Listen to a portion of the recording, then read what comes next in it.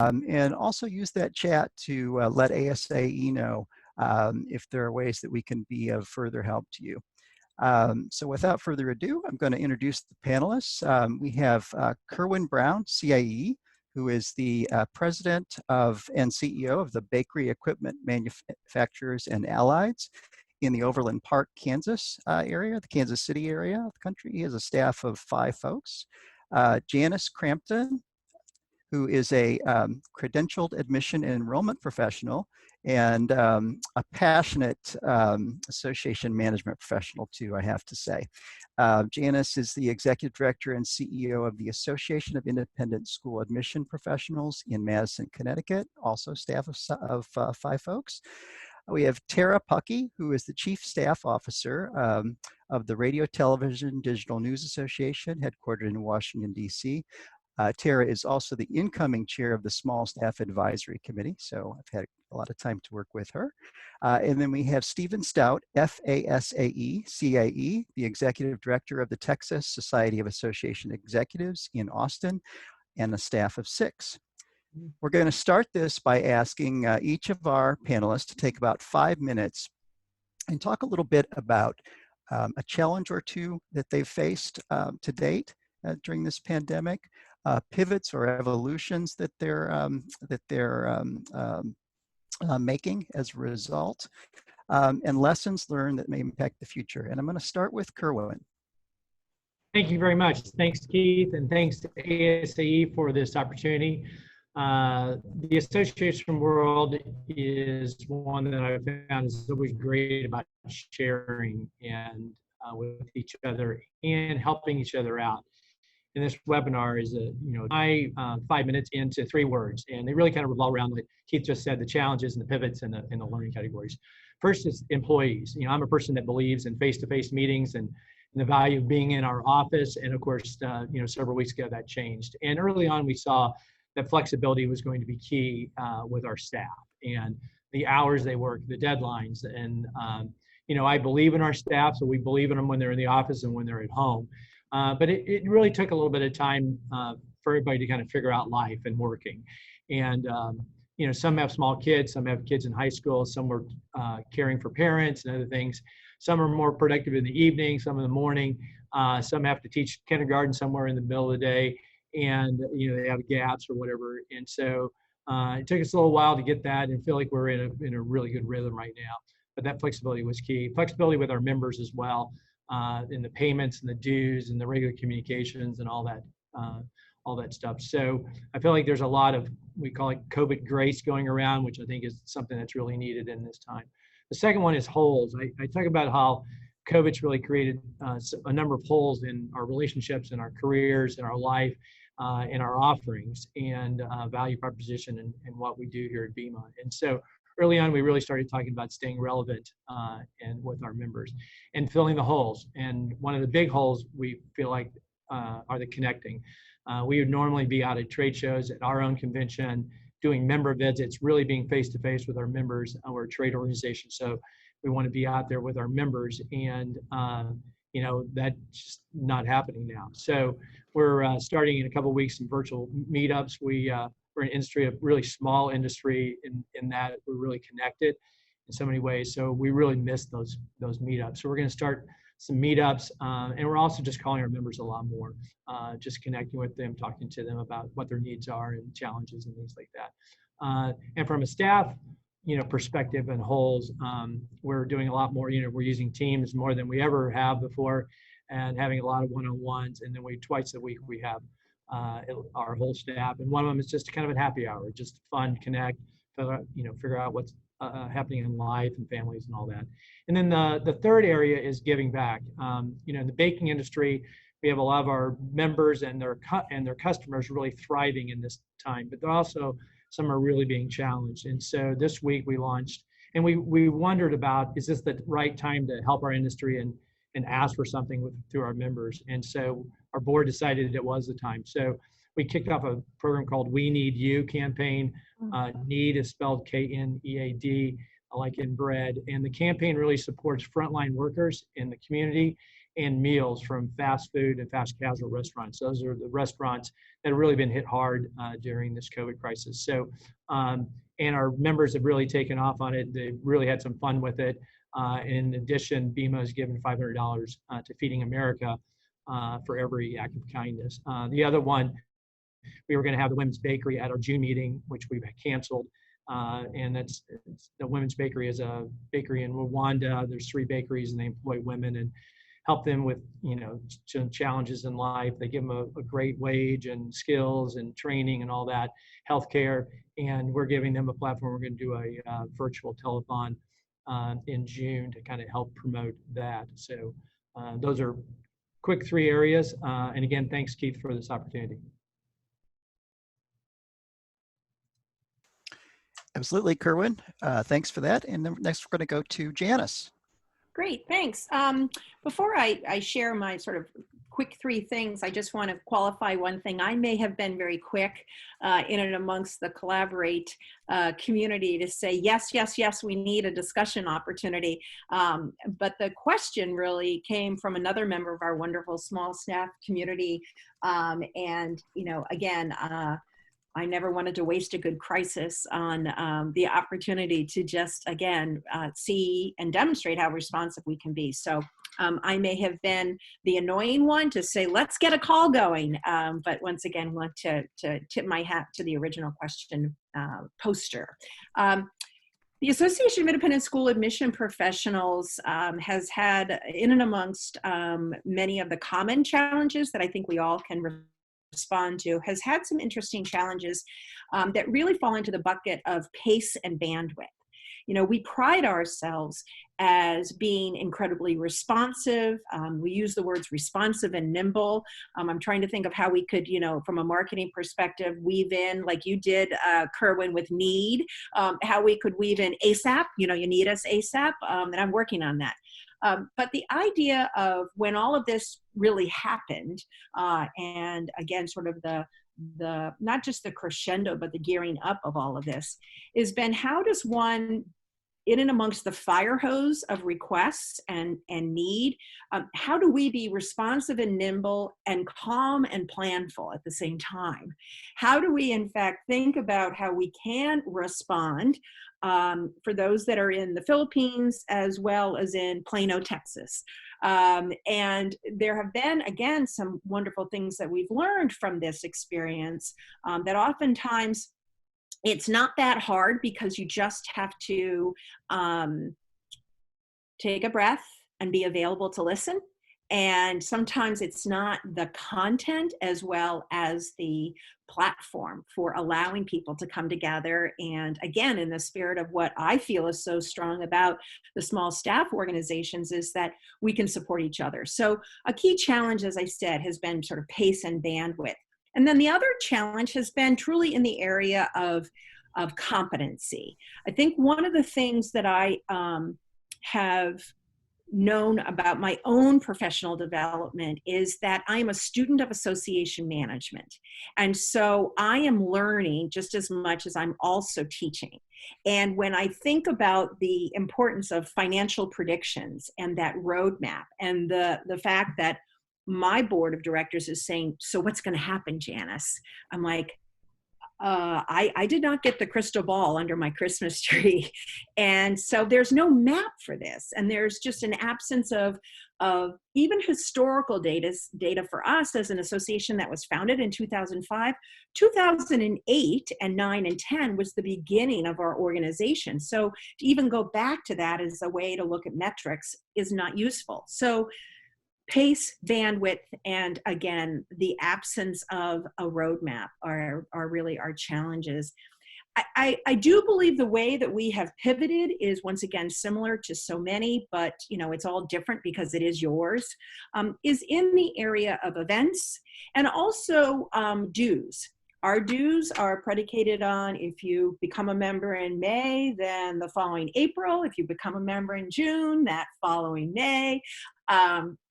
And for that, we were performing quite well through the first, 9 months of this year, and we're excited about that growth and development, and retention was strong. I mean, all these dashboards and metrics, and then boop, this happens.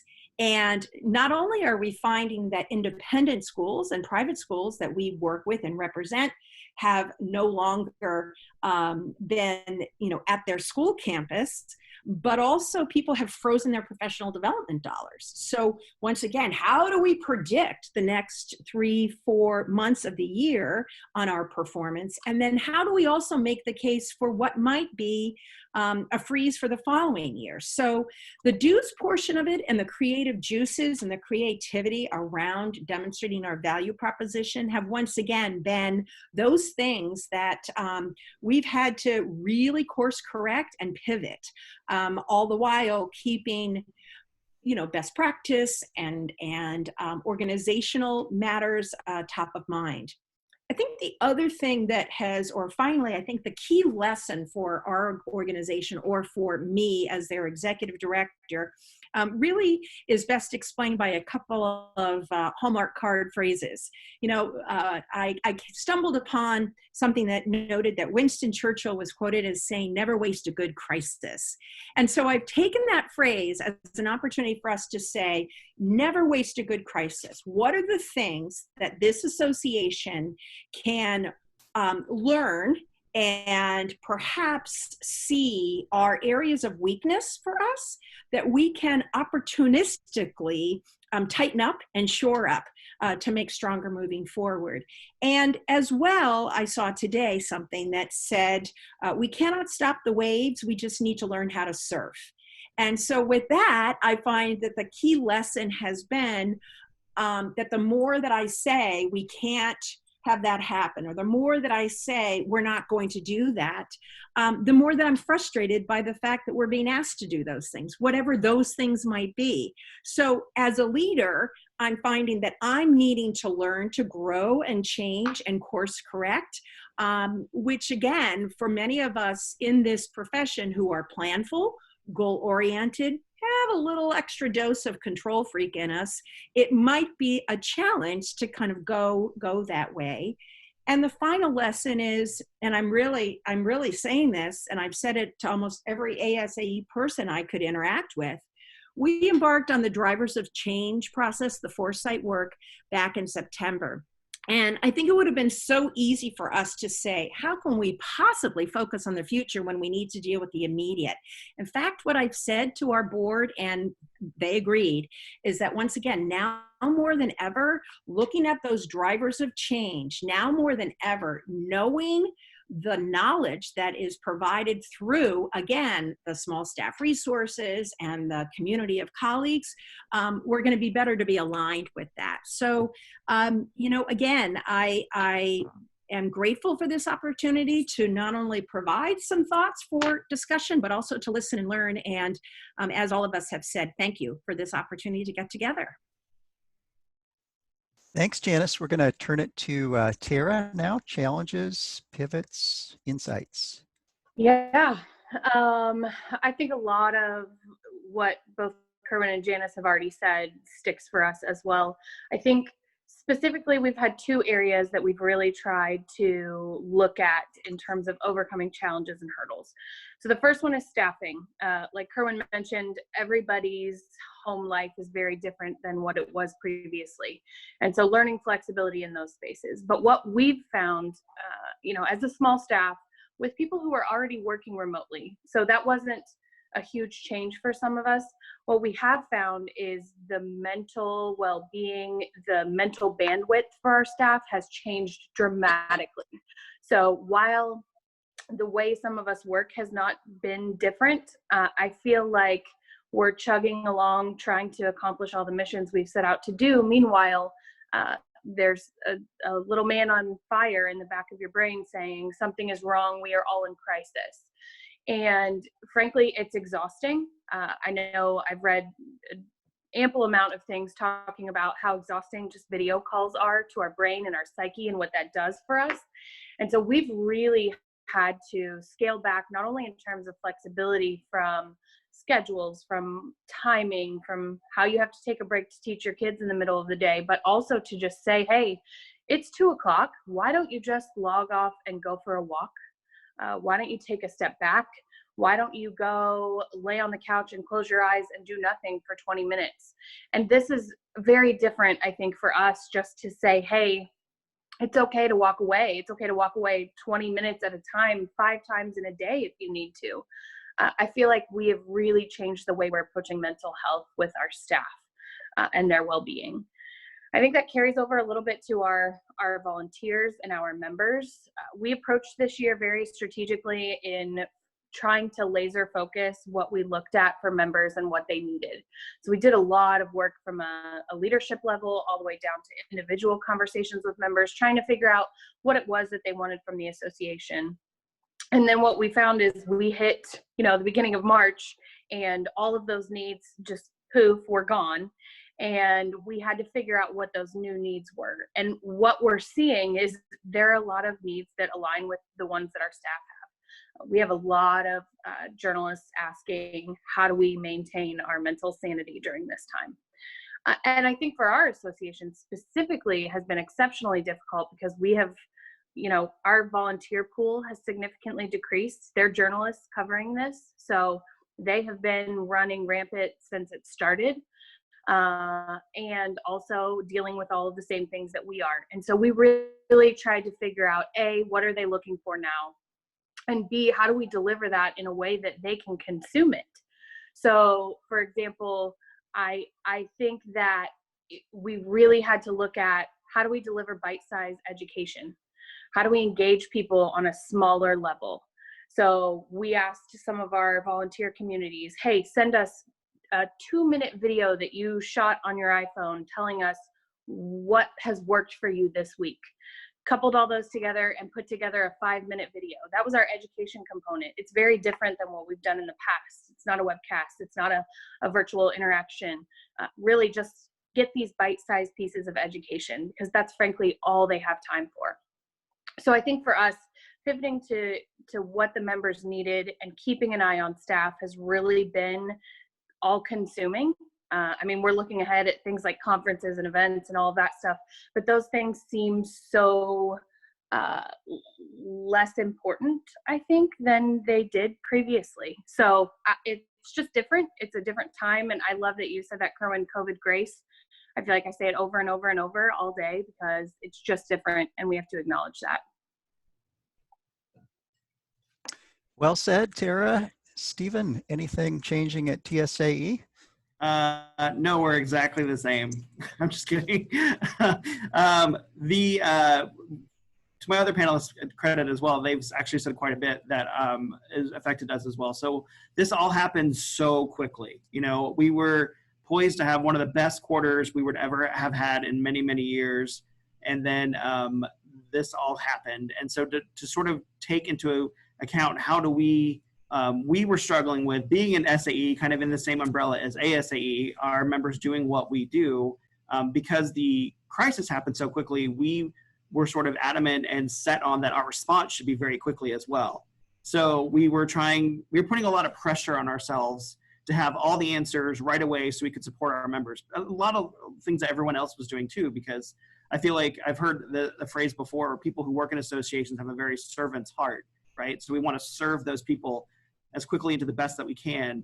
And when you have members you care about and are connected with for so long, you want to make sure you're putting out really good stuff for them to consume right away. So that was really, that was taxing on the staff. Again, we were a staff of 6. So we're trying to figure out what our messaging is, what our role is during all of this.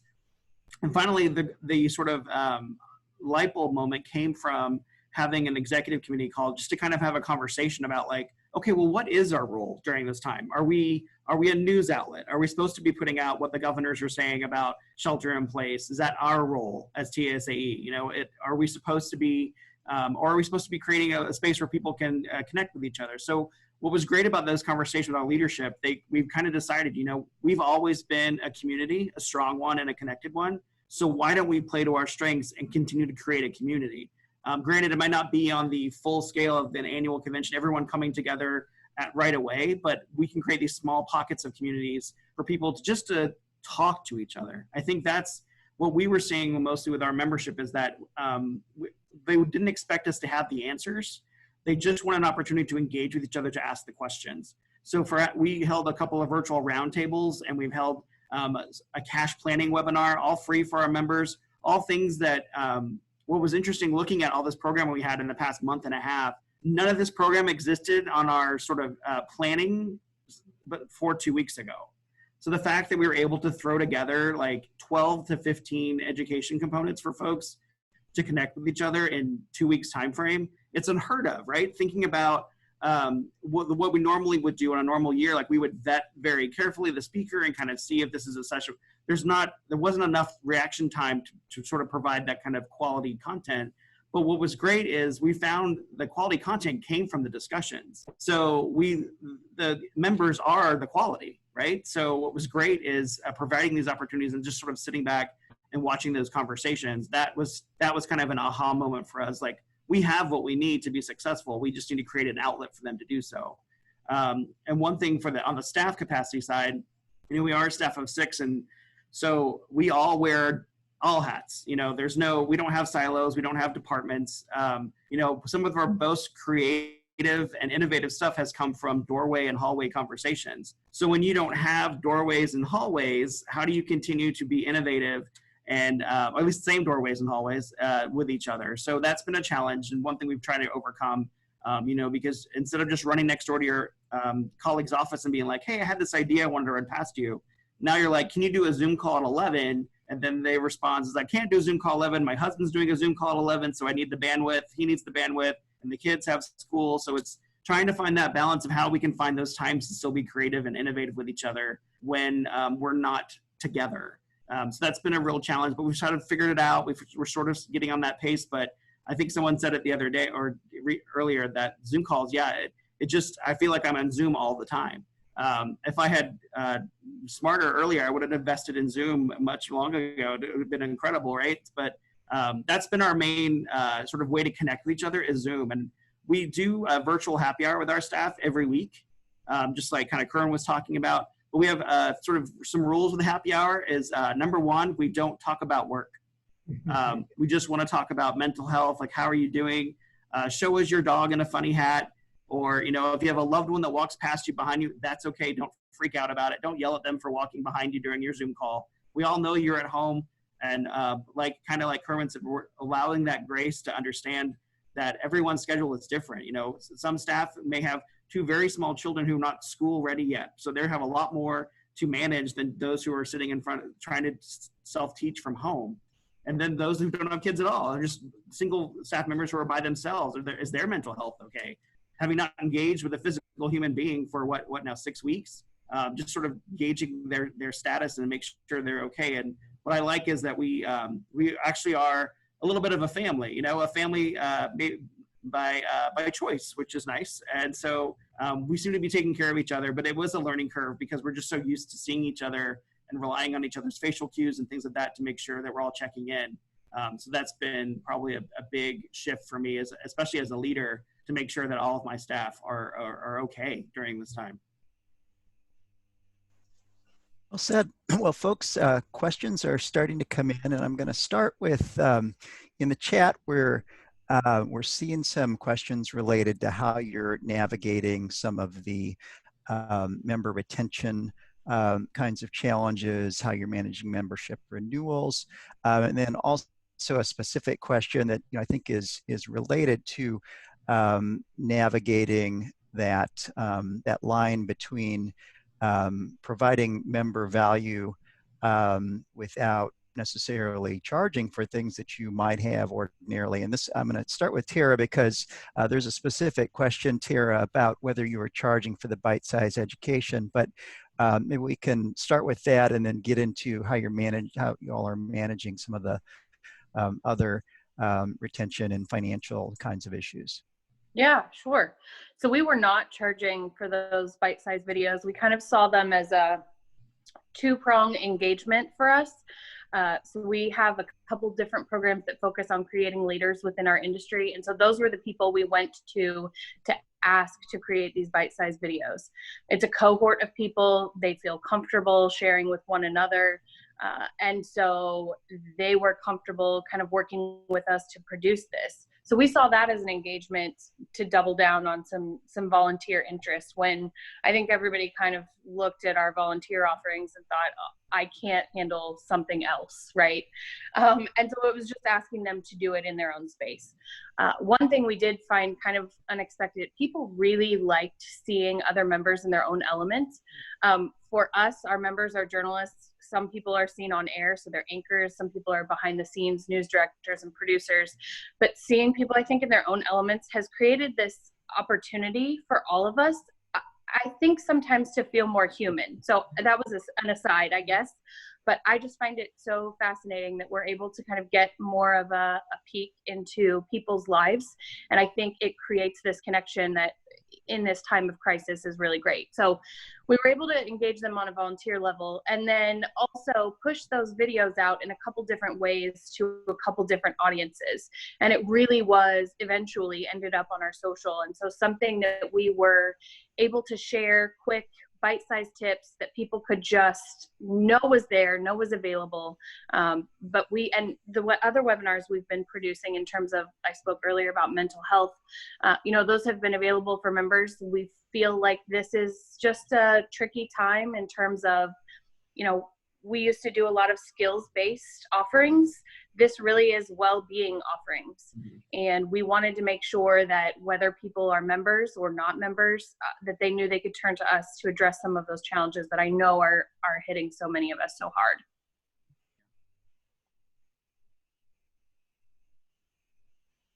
hard. Janice, got anything to add on that one? I would just say that, again, we have found great success in providing events that have been deemed as COVID-19 responsive, and that helps to make the differentiation between all of our events and activities that may have a member and non-member fee, and being a COVID-19, let's say, webinar or a COVID-19 community of colleagues meeting, then helps those that are members see or not question why it's free or complimentary to non-members. And certainly then the non-member engagement allows them the opportunity to get in behind the little portal, take a peek, and hopefully then say, this is value added for me. Kerwin, got anything to add on to that question? Yeah, so on the member side, we saw renewals, of course, slow down and nobody's in the office and all that. So we certainly kind of reached out to the folks. We have a renewal on January 1. So, but there was a few people we had to follow up with, and we just slowed that whole thing down and just gave people a couple months just to kind of get things in order. And, even our invoices are going to an empty office and things like that. So we sort of slowed a lot of that down and just, kind of relaxed it. We're given definitely a lot of free content out right now, the webinars and things like that. I think it will be a discussion point going forward, is like our convention right now is going to be virtual and we're not going to charge for it. But depending on how this moves forward, because I think most events are all going to be hybrid events from now on. There's probably not going to be any pure on-site events, but we're going to have to figure out what that value proposition is and how we charge for things, because we've kind of given them out free and we don't feel like we should charge right now. But associations that are really relying on those sponsorships and on those conference registrations, they are going to be really challenged to kind of flip this to a pay model at some point. So.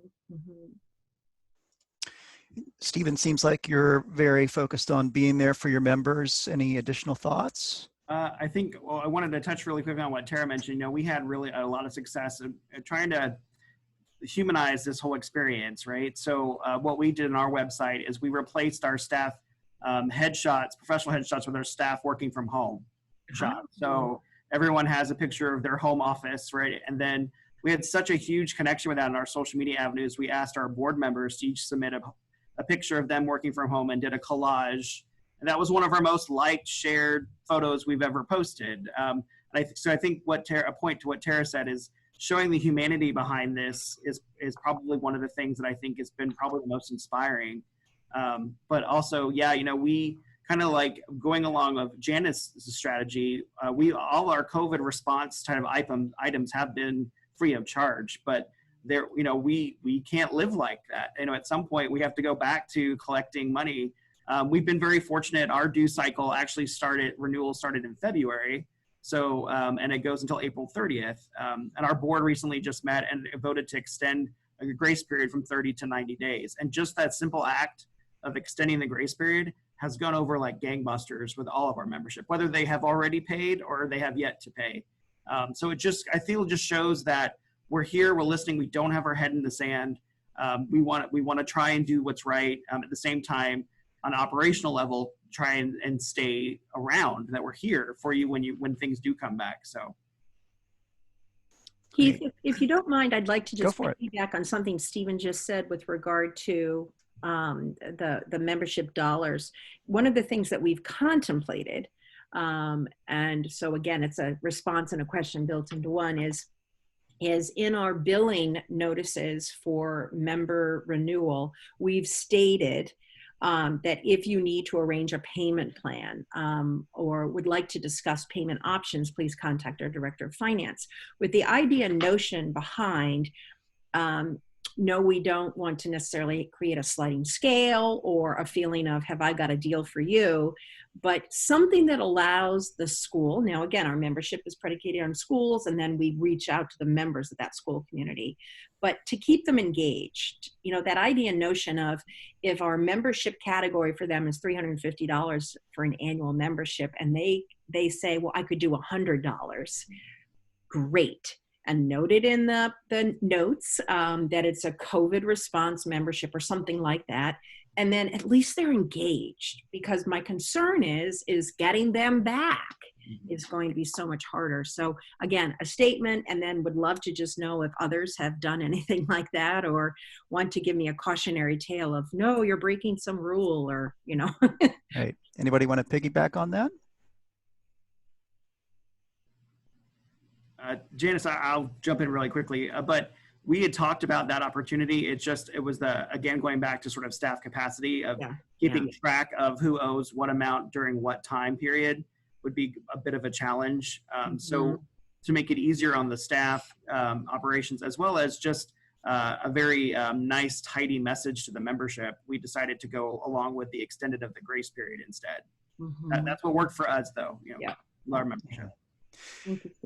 Now, Kerwin, in your comments, you touched on the fact that you're doing your annual meeting virtually, and one of the questions that that came through, kind of speaks to the staff capacity issue as well. Just any thoughts that you or any of the others on the panel have about responding to boards who may say, let's just do our annual meeting virtually. And I'm just going to quote here, as if that requires no work or expertise. And these are folks, this particular question came from someone with a staff of 2, who's charged with putting on a meeting for 1,200, and, virtual is not, not the way it's been done before. So any insights or guidance there? I'll be quick on that. Yeah, one of the points too is new is hard, and new takes longer. So much of what we're doing is new. And so I feel like, we should have all this extra time because we're not traveling, we're not going to conferences. But somebody else said it, I feel like we're busier than we've ever been. And I don't know how we're filling our time, except for 43 Zoom meetings a day. But so we are looking at some platforms. We're looking at 3 platforms right now. One of our marketing partners for our show put a big list together of about 20 different virtual platforms. So we picked a little bit of that and made some connections. And so we're trying 3 different platforms. We're going to look at those. But that takes a ton of time. The demos, what you're doing, they are not cheap, but they do a really nice job. We're looking at breakout meetings. We do kind of a speed dating thing. We call it Beam and Connect. So we bring in a kind of a hosted buyer program, and we bring in a bunch of bakers and then our members, and we connect them together in these 15-minute little connections. And that's hard to do virtually. It's great to do in a ballroom, but a little bit challenged. So we are just trying to, and our board also said less is more on this virtual side, is, don't make 3 hours or 4 hours or 5 hours of meetings.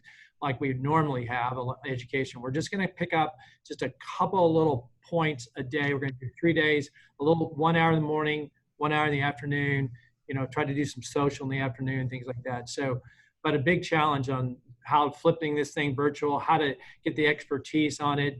We've done a couple of webinars so far. The first one was sketchy. The second was much better. We're getting better at that. And one of our members even said, could you help us on how to get better at that? Because they're doing it for their customers and they're doing a much more virtual training and things like that. So there's a big need in that virtual space for sure. So. All right. Going to shift gears just a little bit here. We've got some questions coming in related to how are you dealing with the issue of how are you thinking about the issue of reopening offices? I know that not all of you have physical offices or headquarter offices, but rather work virtually all the time. But the gist of the question here is, the struggle to do that when schools are out and so forth, and camps and whatnot are canceled. Any comments there? Stephen, you want to take that first? Sure. I think it kind of goes along with what Tara said earlier, is that although the offices might be open, I feel your flexibility will still have to be in place, meaning you have to consider that, daycare is not open anymore. Granted, schools would be out normally in the summer anyway, but the summer camps, all these things where parents have the opportunity to put their kids in that care facility won't be there. So despite the office being open, people might still have to work from home. So I think it's really important that you look at kind of your own, being a small staff, I guess that's one of the perks of being a small staff. You have an idea of each one of your staff members' sort of situation at home, maybe, and that helps sort of guide your policies, because first off, you want to make sure that their mental capacity is there. If you're still required to sort of watch your kids as well as, do a great presentation for work, that's a lot of work. And then, of course, their safety, even if the government says you can be open and should be open, there might be people who are not comfortable coming to the office. So how do you address that? How do you figure that out? And at what point do you have to, grant them that grace to sort of be careful? But, you hear people say like, or I might not come back to work till there's a vaccine. Well, good Lord, but that might be a while. And I'm not sure we can hold off that long, but it's just, I think you have to sort of identify your own flexibility capabilities for your own organization to understand and start building out what is a safe and logistical operations for your office, because you might own your own building. Well, that's a lot more different work than if you just have a suite in an office space, right? Because you're responsible for everybody in that building. Whereas a suite, that's someone else's job. But you trying to figure out from your building, what are they doing to keep the suites and the rent tenant safe? And then, of course, what are you doing inside your office to keep tenants safe? There's a lot to consider. It's going to be a challenge to sort of get this down right. But I think it goes back to Kerwin again with the COVID grace. Like there's no rubric, there's no crystal ball that says this is exactly how it's supposed to be done. I feel like this is where associations shine, right? We can all lean on each other and say like, well, what are you doing? Okay, I'm going to take a bit of that. And then what are you doing? Okay, I'm going to take a bit of that. And now here's mine. And now Tara, take mine. And then you build yours. So I think this is where we'll all lean on each other to create like a logical way to do this and a safe way for our teams. Well said. Kerwin, you think there's any going back from some level of remote work at this point? I'll just piggyback a little bit on what Stephen just said. We've got a really strong CEO roundtable here in Kansas City, and they've been amazing. A couple people are really kind of out front of this issue. One that owns his own building and other challenges, and they have been working hard on these documents and sharing them out. And then, like you said, you're taking maybe most of that one and adding a little of your own. But it's really, again, I'm an office guy. I love to be face to face, and I keep saying we're doing really well remotely, and we're going to stay that way for a while and figure out how to come together at some point. But the funny thing is, we're starting to stock up on masks and hand sanitizer and some of that stuff, and then we have individual offices, so we're really going to be fine, just getting in the building and getting out. But we're just pretty slow on getting back at this point. You know, Keith, it's interesting that as we talk about going back to the office, ASAP has always been virtual or working from home. And we affectionately call Madison, Connecticut World Headquarters, right? Just to sort of feel like we're in an office. Anyway, with all that said, I think that there are also, for many of us who in fact don't have offices for whatever reason, and again, it might be because of cost or efficiency or who knows, but I think there's also something for us to explore and consider, and that is when everyone else goes back to the office and continues to remark on how happy they are to be back in the office or how they hated remote learning or working or, you know, all those things. For those of us who've been doing it for a while, you know, and trying to have a level of confidence and feeling good about it, I think, again, it gets to attitude. And I will use that COVID grace, but at some point, you know, we found ourselves remarking to many a board member who was struggling with working from home. Now you see how hard it is, you know, all those things. So I just think, again, you know, not to be the cockeyed optimist or the one to throw a wet blanket, however you want to look at it, but, you know, working remotely is not for the faint of heart. And some of us do it really well, and some of us will have to stay working remotely and still feel good about it. Indeed. I think, all right, go ahead, Tara. if I might, for just a second, one thing we've realized is, you know, getting back in the office ourselves is one thing. I think we're also seeing a need to address this with our members. So specifically, again, for us, you know, we have journalists who are producing the evening news from their homes. There are reporters, I'm sure all of you have seen them, in their homes. And so we're trying to look ahead at the same time as we're trying to deal with everything right now and think, what fundamental changes does this provide for our industry? What types of things are we going to need to talk about our members? You know, have they realized some of these things could be done more efficiently in an at-home setting? Have they realized, like you mentioned, Janice, it's not for the faint of heart and they want no part of it? I think it provided an opportunity for people to, you know, those meetings that you couldn't have been a phone call, right? Like, I think we're all seeing this in a new light. And so what does that mean? And how do we support people as they figure out what changes are coming and what they want to embrace and what they know they don't? So I think we do that as a staff, but we also have to be prepared to provide those types of trainings, thoughts, brainstorming right alongside our members, because that's an area where I feel like we can provide support. Good point. Good point. So I'm going to shift gears into the governance arena. You know, CEOs, it's been said by many that CEOs live in the future, and you can't do that without your boards. A question is, how have you adjusted your governance and communication and engagement with your boards during this period of time? And what kind of transcending implications might those changes have? Terry, you want to take it first? Sure. So for us, we're a national organization. We meet in person very infrequently, really twice a year. So in terms of the logistics of our meetings, not a ton has changed. What I think we will see change is, you know, our upcoming conference is in the fall. We welcome new board members at that conference. And I think that's the one time where they feel like they're able to interact. And we work really hard and have been increasingly over the last couple of years in developing that culture, that rapport among them, because they're not face-to-face that often. And so if something should change and our event format should change, what does that mean for how we develop this rapport with board members who are across the country, who will now be asked to participate in a virtual Zoom conference, whereas they would have had so much time to interact and talk about ideas. I think the other challenge that we're seeing is we've really been trying to do a lot of strategic work. I know Janice has mentioned a couple of times the Foresight Works, the drivers of change, those types of things. And we don't want to push pause on them, but I also think there is such a challenge in having those types of conversations on a Zoom meeting. I mean, everybody taps out at some point. You don't have the ability to throw Post-its on a wall and move them around and do all these interactive, engaging things that you would do with your leadership.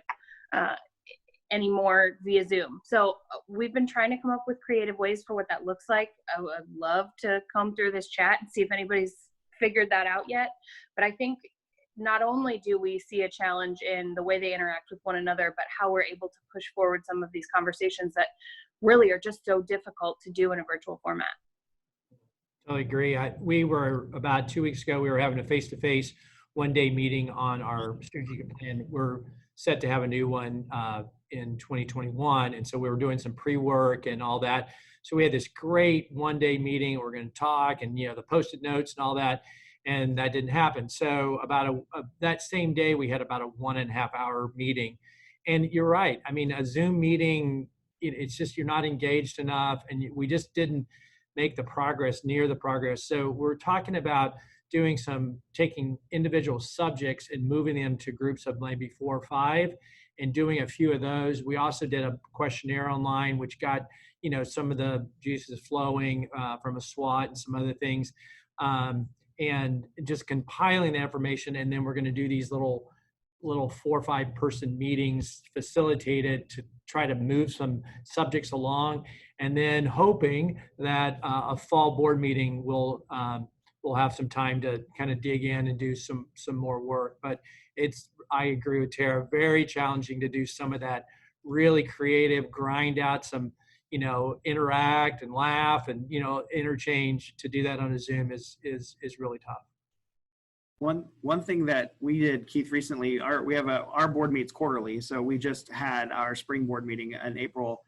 I was really impressed with our board chair. She wanted to do a roundtable discussion with the board after the business portion of the meeting, just to check in with everyone to see how they're handling COVID.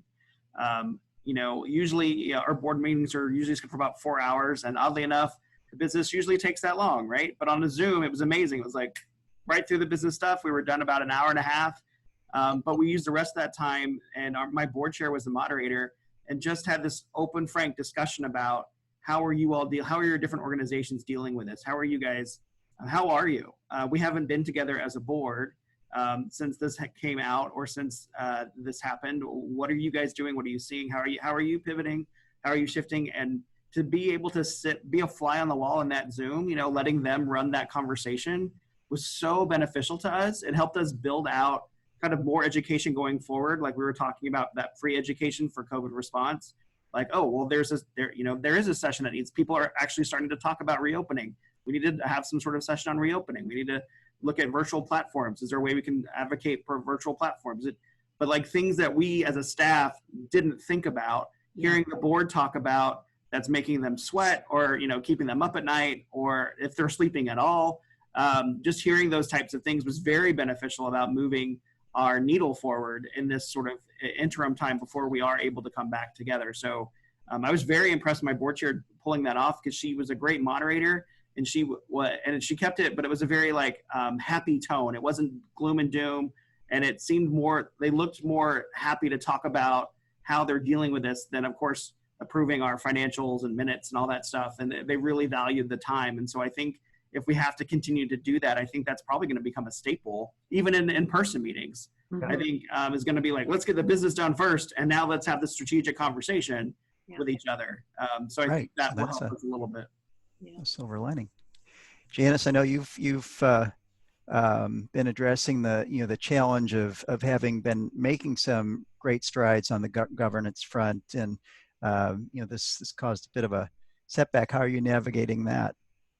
Well, I think that the strategic planning process, everyone recognizes that, it's going to feel and seem a little different than maybe what we all imagined.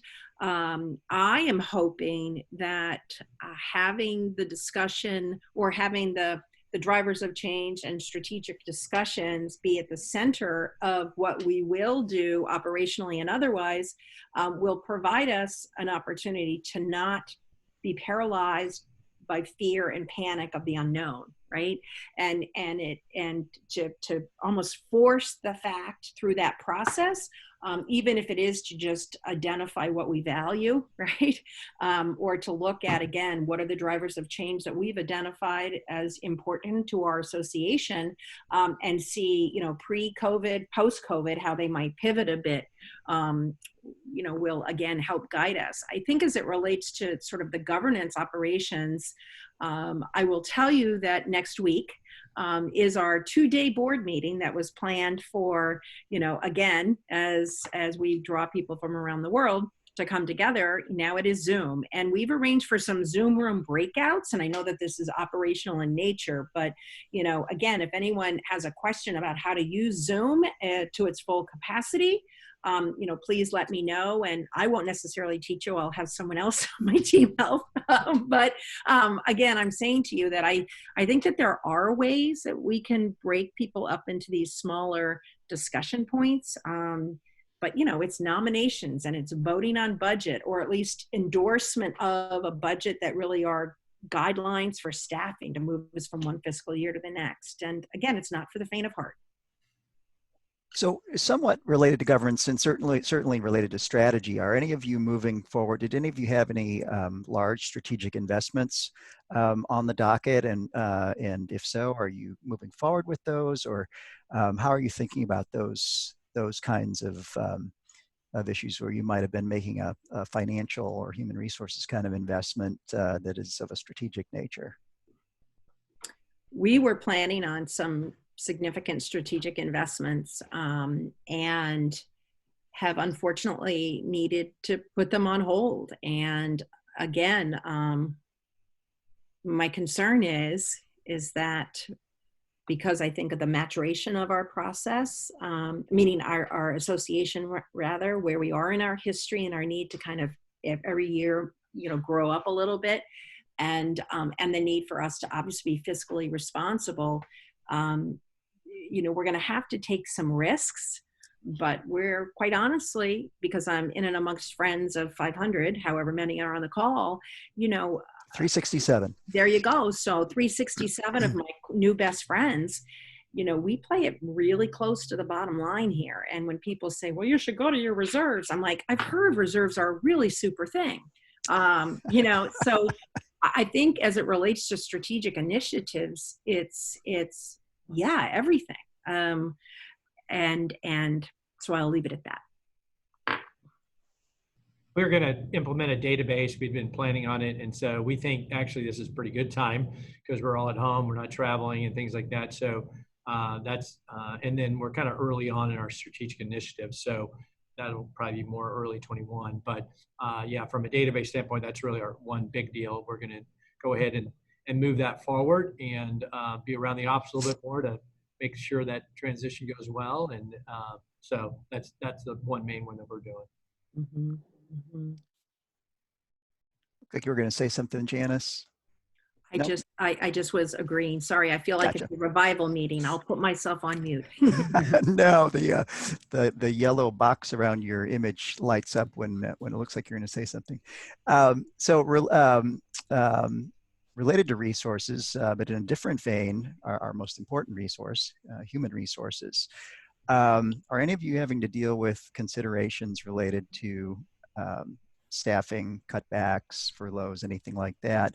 And if you're not, how might you think about that if you needed to? Kerwin, you look like you.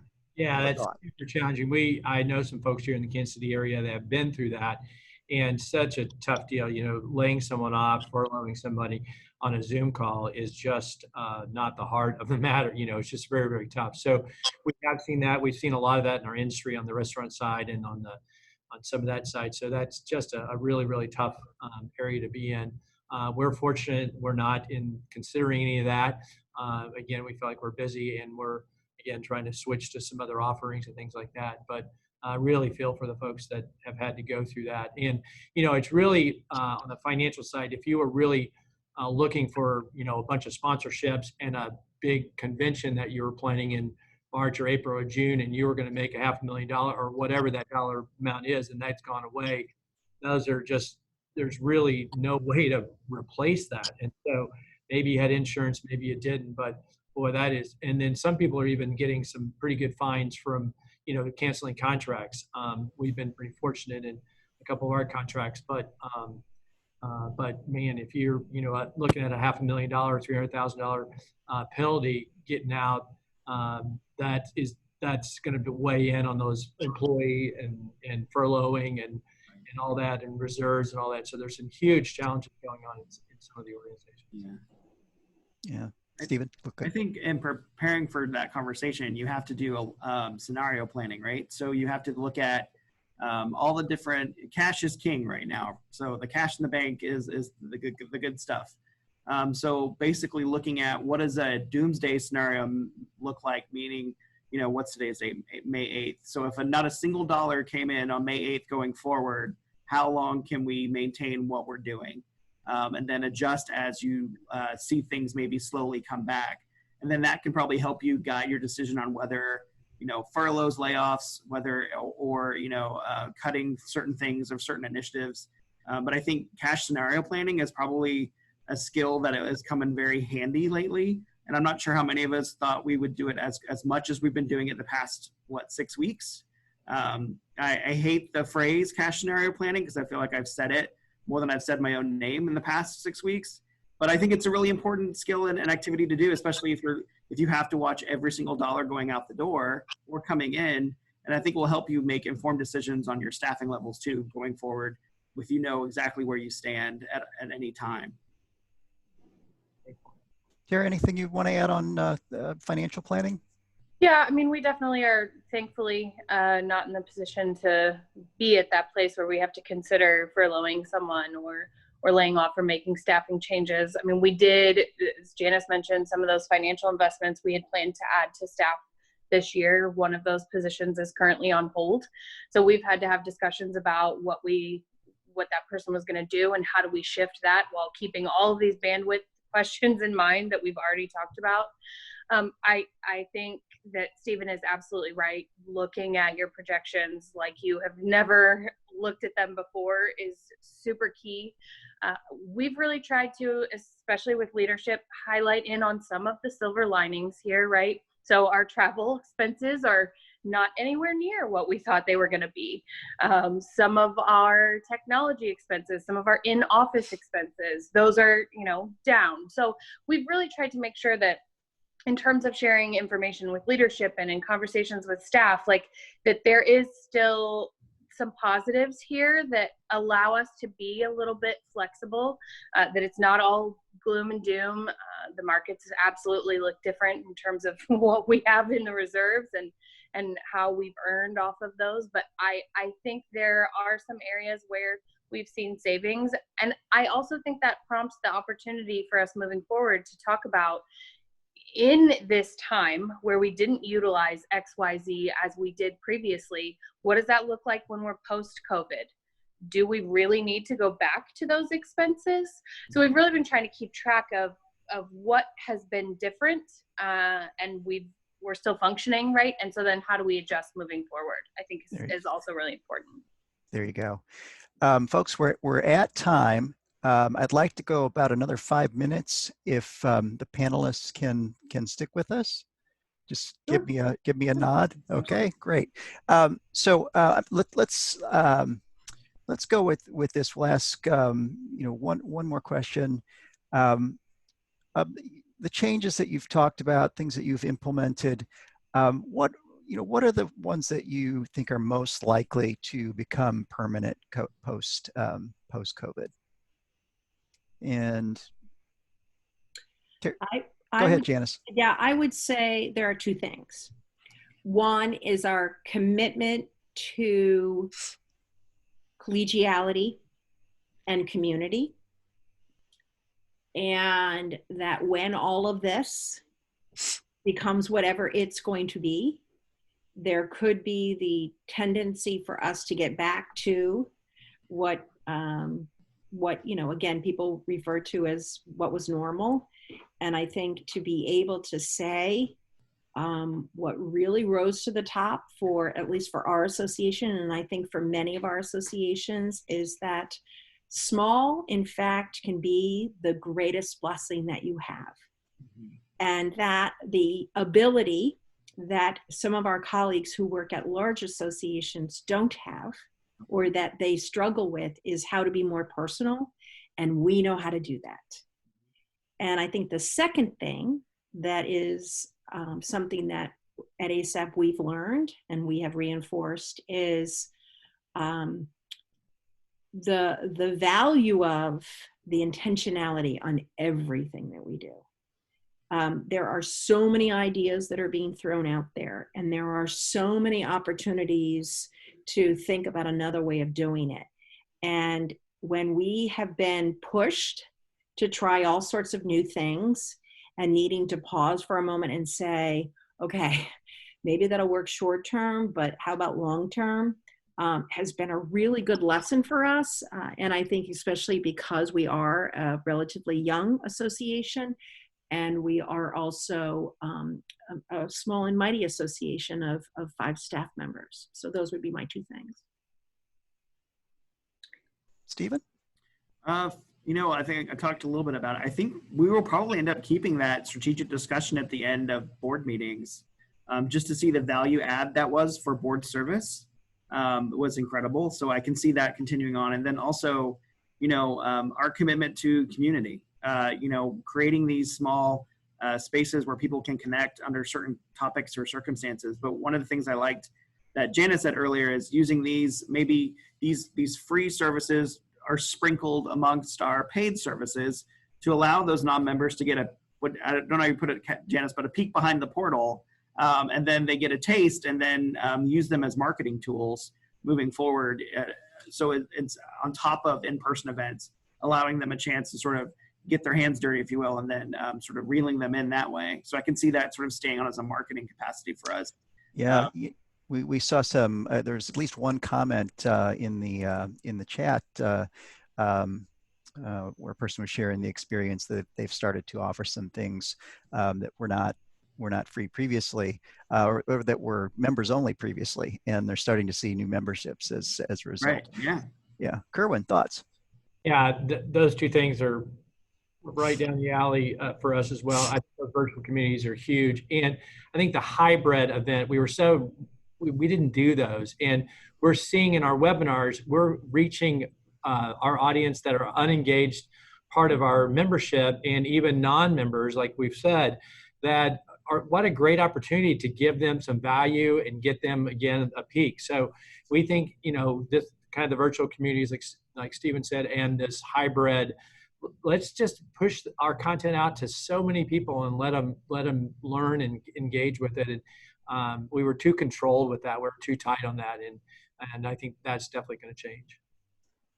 Tara, final word, and then I've got a couple of announcements, and Yeah. we'll wrap it up. So I think for us, one element that we realized as a result of this is that we really approached a lot of our membership needs based around skills and the job and the industry that they're doing, when there are some human needs that I think we can also meet as an association. So I think the humanity aspect of it for us will definitely stick around and ties into what both Stephen and Kerwin and Janice have all mentioned, is that community is important. And to piggyback off that, I think the community within ASAE and small staff organizations is so key when we face times like these where there are no resources readily available. Not everybody has done it. We're all learning together. And so I think from my perspective, just as the incoming chair of the Small Staff Advisory Committee, you know, I feel like there are so many resources that we can share amongst each other, so that we know that we're just not in this alone. We're all trying to figure it out. We can give each other some COVID grace and understand that there are moments of angst and great celebration of successes. So I think those are my 2 key points. Really well said. And I just want to thank each of you for agreeing to be on the panel today. Thank all of you who have participants for your comments in the chat throughout the webcast. We've tried to get to most of the questions that came in. I would encourage, as we did before, to use the Small Staff Collaborate community to post these questions, have continued conversation. Certainly let ASAE know of ways that we can support you, and let Tara and the Small Staff Advisory Committee know as well. Closing it out, this webcast is recorded and it'll be posted on the website in about a week. This is part of a weekly series of CEO dialogues, and we have a few that are coming up. Next Friday, the 15th, 12 to 1 Eastern Time, we have the 6-foot office, preparing our offices and employees for reentry to the workplace. So one of the issues we touched on today. There's another one on Tuesday, May 19th, Young Professionals Town Hall. And on the 21st, CEO dialogue leading through uncertainty and crisis. These will be all be marketed in the coming weeks. So watch for message, watch our website, and watch for messages from ASAE.